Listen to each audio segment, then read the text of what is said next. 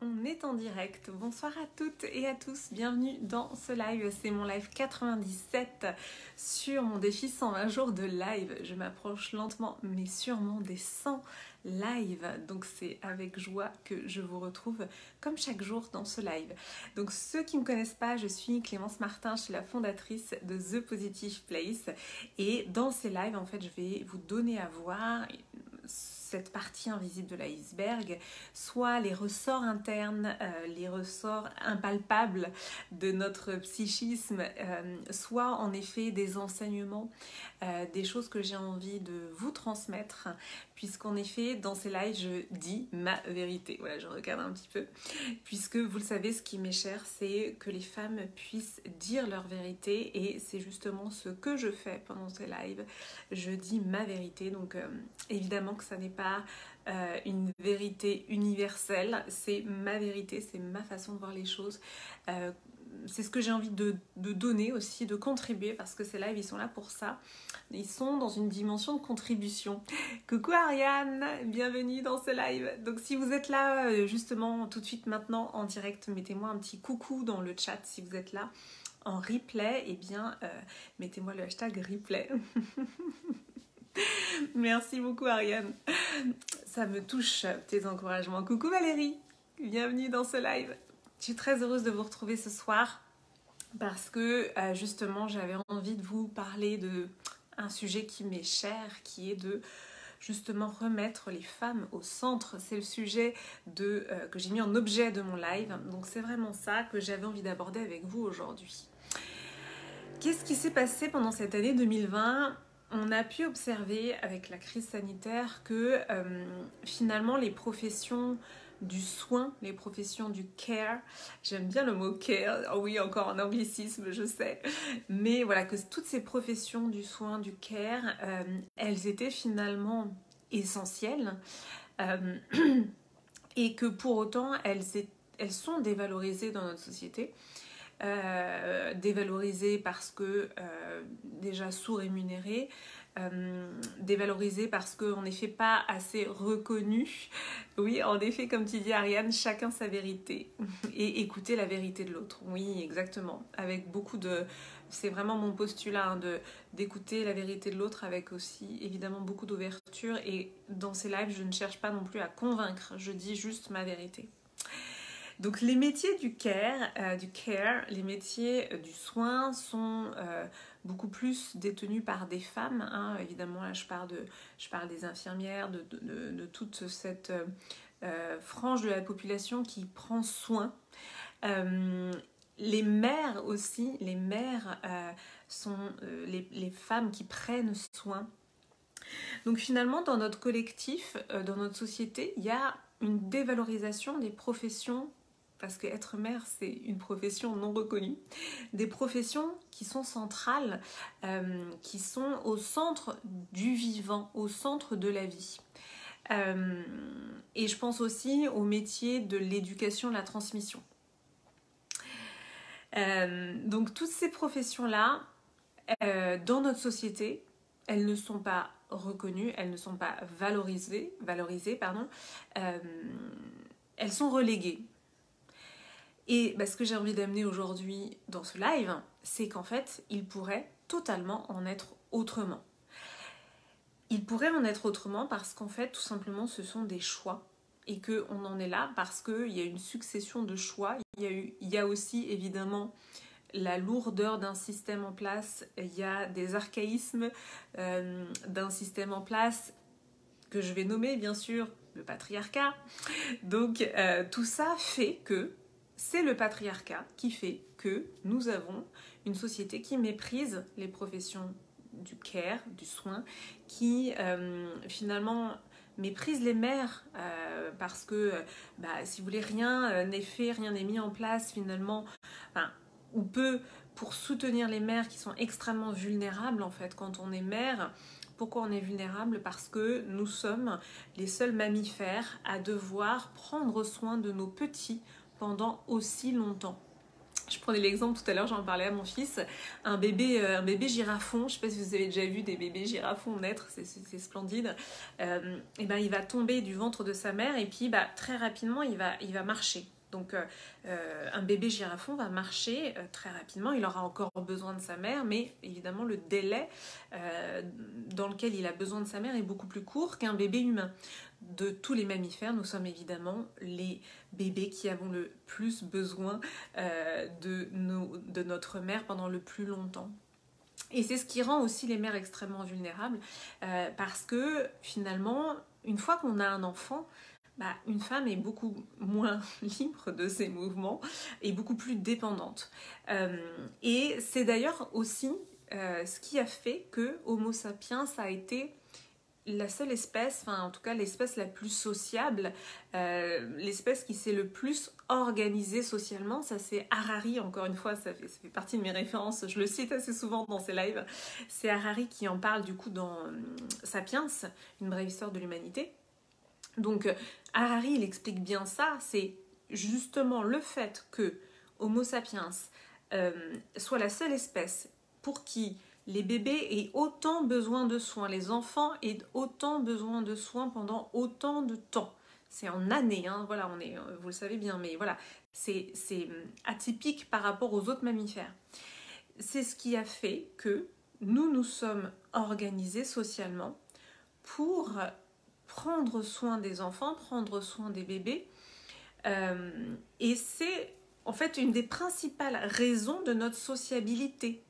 Donc, quand on comprend ça, on comprend que si Homo sapiens s'est autant développé socialement parlant, si Homo sapiens a su finalement trouver des trésors d'ingénierie pour s'organiser en grand nombre, eh bien ça part de quoi? Ça part de la mère et de son enfant, la mère et son bébé. Parce que la mère et son bébé ont besoin de soutien. Et donc ça part vraiment de cette dimension de soutien du vivant, et donc on s'organise autour du vivant, on s'organise autour de la mère et de l'enfant. Donc les premières sociétés qui étaient des sociétés matriarcales, matrilinéaires, comme j'en ai parlé dans le live du féminin sacré, eh bien mettaient vraiment toute l'organisation autour de la mère et de l'enfant. Et donc tout était organisé autour de la mère et de son enfant, mais parce que c'était une question vitale. Sinon, les enfants mouraient par manque de soins. Les mères ne pouvaient pas survivre seules, parce que quand on s'occupe d'un bébé, on ne peut pas aller chasser, on ne peut pas aller faire de la cueillette. Donc tout ça, ça paraît évident, mais voilà. Donc ça montre bien qu'il y avait une logique autour du vivant, qu'on ne retrouve pas, en tout cas, qui est plus difficile aujourd'hui. Donc, pourquoi je vous dis tout ça? Parce que tout est question de choix. Voilà, tout est question de choix et que on vit aujourd'hui, on va dire, pour moi, un décentrage par rapport à la place du féminin, par rapport à la place de la femme dans la société. Et moi, ce que j'ai envie de créer, c'est justement un recentrage, remettre les femmes au centre. Et les premières à être convaincues de ça, c'est nous-mêmes en fait. Nous devons nous-mêmes nous remettre au centre. Et moi, c'est vraiment ce que j'ai à cœur de faire, c'est vraiment là où j'ai à cœur d'emmener les femmes avec moi. J'ai à cœur de les accompagner sur le long terme parce qu'en fait, nous sommes les premières à ne pas croire en nous. Évidemment, nous sommes les premières à nous excuser d'exister. Nous sommes les premières à ne pas nous sentir au centre alors que nous sommes au centre. Et il suffit pour cela de le décider. Il suffit, je sais bien que c'est pas si simple et c'est aussi pour ça que je fais tout ça. C'est aussi parce que on a besoin de soutien, on a besoin de comprendre nos ressorts psychiques internes qui font qu'on ne va pas, qu'on va s'excuser d'exister, qu'on ne va pas se mettre nous-mêmes au centre. Donc ça, c'est vraiment important pour moi d'emmener les femmes qui sont prêtes pour ce voyage, pour vraiment s'empuissancer ensemble, avancer ensemble et se remettre au centre, remettre les femmes au centre. Alors, je regarde vos petits commentaires. Et oui, c'est ça. Oui, je connais bien ce proverbe, Ariane. Ouais, j'aime beaucoup ce proverbe. Il faut tout un village pour éduquer un enfant. C'est un proverbe africain. Il faut un village entier pour s'occuper d'un enfant. Et c'est vrai que moi, on va dire dans les choses qui me touchent, c'est qu'en effet, moi, je me suis retrouvée maman solo et ça n'a pas été simple parce que dans nos villes, on est seul, on va dire dans chacun dans un habitat individuel, alors qu'en effet, avant, il y avait une entraide entre les différentes femmes et qu'une femme n'était jamais seule pour élever un enfant. Et les pères, je veux dire par là qu'il y avait toute une communauté autour pour élever un enfant. Donc moi, ça fait aussi partie des choses que je souhaite faire. C'est vraiment à terme aussi accompagner de manière, on va dire, bénévole les jeunes femmes, de trouver des solutions pour les jeunes femmes qui se retrouvent vulnérables avec un enfant, parce que je l'ai vécu, cette vulnérabilité, et c'est vraiment difficile. Tu me dis, Ariane, société moderne depuis le 19e siècle, pire à partir du 20e, la femme mère éduque seule son enfant. Voilà, ce qui est une absurdité en soi, hein. Élever seul un enfant, en fait, c'est pas possible. On a besoin du soutien du collectif, on a besoin d'être plusieurs. Et c'est là où pour moi le collectif est défaillant en fait.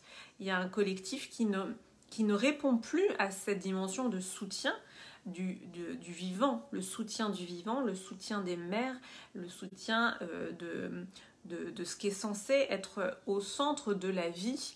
Il y a un décentrage en fait aujourd'hui, il y a un décentrage et moi c'est vraiment une des choses qui me meut, c'est ce centrage sur le vivant, vraiment recentrer autour des femmes, parce que ce sont les femmes ce sont les femmes qui sont porteuses de vie.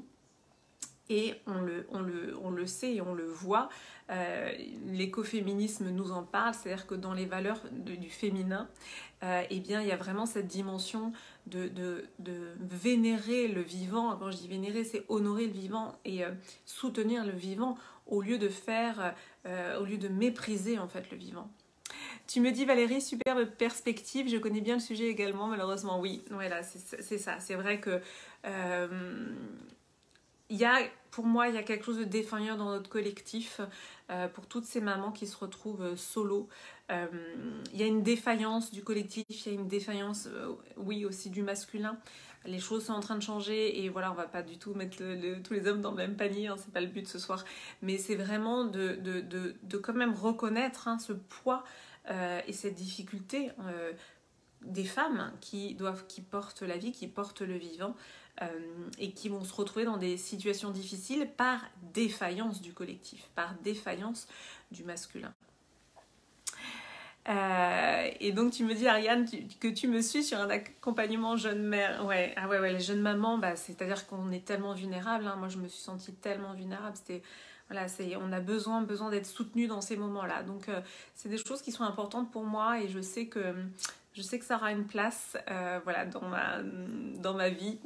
Donc je fais aussi des déclarations pour moi, hein. Ces lives aussi, ils sont là pour moi, pour poser des choses de ce que j'ai envie de voir aussi dans ma vie. C'est un peu comme un journal intime.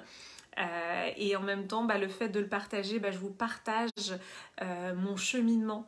Et c'est pour moi aussi, c'est un cadeau, c'est ma contribution que je fais, puisque j'écris dans mon journal intime déjà depuis plusieurs années. Et en effet, de le partager comme ça dans ces lives, c'est une dimension de contribution pour moi, parce que justement, c'est ouvrir sur de nouvelles perspectives, montrer un cheminement intérieur, montrer cette vie intérieure, montrer cette intériorité et lui laisser une place dans notre société qui est quand même très matérialiste, qui nous incite à avoir plutôt qu'à être. Donc voilà pourquoi c'est si important pour moi ces lives. Et oui, Paradise Island, voilà, il est là, Paradise Island, voilà, c'est The Positive Place. C'est déjà là, c'est déjà ça, mais j'œuvre chaque jour pour le construire un peu plus. Merci beaucoup pour votre présence en direct. Merci Ariane, merci Valérie, merci à toutes celles et ceux qui sont passés dans ce live. Si vous êtes là en replay, mettez-moi vos petits commentaires, je suis toujours très heureuse d'y répondre. J'étais très heureuse de partager ce live avec vous. Je vous dis à demain pour le live 98. Je vous embrasse et belle soirée à toutes.